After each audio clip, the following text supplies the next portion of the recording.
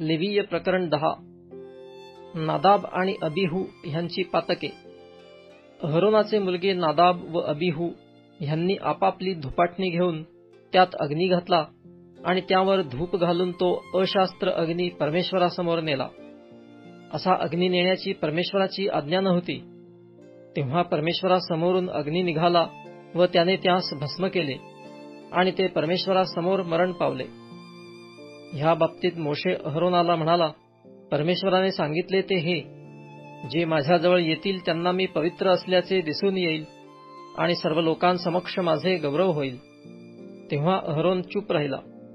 मग अहरोनाचा चुलता उज्जीएल, ह्याचे मुलगे मिशाएल व एलसाफान ह्यांना मोशेने बोलावून सांगितले की तुम्ही इकडे येऊन तुमच्या बांधवांना पवित्र स्थानासमोरून उचलून छावणी बाहेर घेऊन जा. मोशेने सांगितल्याप्रमाणे येऊन त्यांनी त्यांच्या अंगरख्यांसहित त्यांना उचलून छावणी बाहेर नेले. याजकांची कर्तव्ये आणि त्यांच्या जबाबदाऱ्या.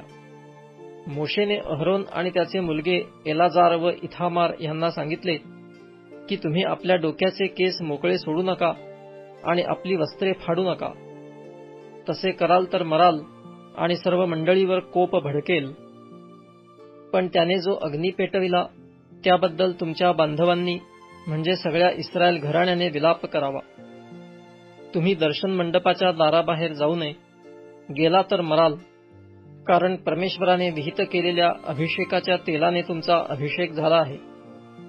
त्यांनी मोशेच्या सांगण्याप्रमाणे केले. आणखी परमेश्वराने अहरोनाला सांगितले, जेव्हा जेव्हा तुम्ही म्हणजे तू व तुझे मुलगे दर्शन मंडपात जाणार असाल तेव्हा तुमच्यापैकी कोणीही द्राक्षारस अथवा मद्य पिऊ नये. प्याल तर मराल. हा तुमच्यासाठी पिढ्यानपिढ्या निरंतरचा विधी होय.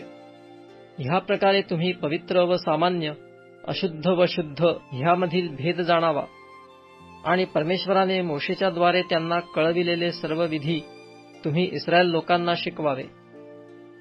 मग मोशेने अहरोनाला व त्याचे राहिलेले मुलगे एलाजार व इथामार ह्यांना सांगितले की परमेश्वराच्या हव्यांपैकी उरलेले अन्नार्पण घेऊन वेदीपाशी खमीरा वाचून खा, कारण ते परमपवित्र आहे.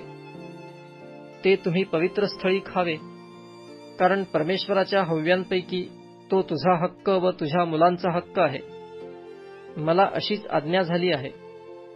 ओवाळलेला ऊर आणि समर्पिलेली मांडी ही तुम्ही म्हणजे तू व तुझ्यासहित तुझे मुलगे व मुली ह्यांनी एखाद्या स्वच्छ स्थळी खावी, कारण इस्रायल लोकांनी केलेल्या शांती-अर्पणांच्या यज्ञांपैकी तुला व तुझ्या मुलाबाळांना ती हक्क म्हणून दिली आहेत.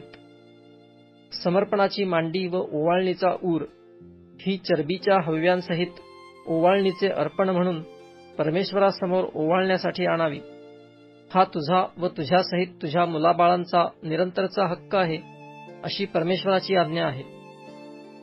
मोशेने पापार्पणाच्या बकऱ्याची बारकाईने विचारपूस केली असता त्याला कळले की तो जाळून टाकीला आहे. तेव्हा अहरोनाचे राहिलेले मुलगे एलाजार व इथामार ह्यांच्यावर रागावून तो म्हणाला, तुम्ही पापार्पण पवित्रस्थानी का खाल्ले नाही? ते परमपवित्र आहे व मंडळीचा अन्याय वाहून त्यांच्यासाठी परमेश्वरासमोर प्रायश्चित्त करावे म्हणून ते तुम्हाला दिले आहे. पहा, त्याचे रक्त पवित्रस्थानाच्या आत आणण्यात आले नाही. तुम्ही माझ्या आज्ञेप्रमाणे त्याचे मांस पवित्रस्थानी अवश्य खावयाचे होते. मग अहरोन मोशेला म्हणाला, पहा, आज त्यांनी आपले पापार्पण व होमार्पण ही परमेश्वरासमोर अर्पण केली आहेत, तरी माझ्यावर अशा आपत्ती ओढवल्या आहेत. तेव्हा आज मी पापबली खाल्ला असता तर ते परमेश्वराच्या दृष्टीने योग्य झाले असते काय? हे ऐकून मोशेचे समाधान झाले.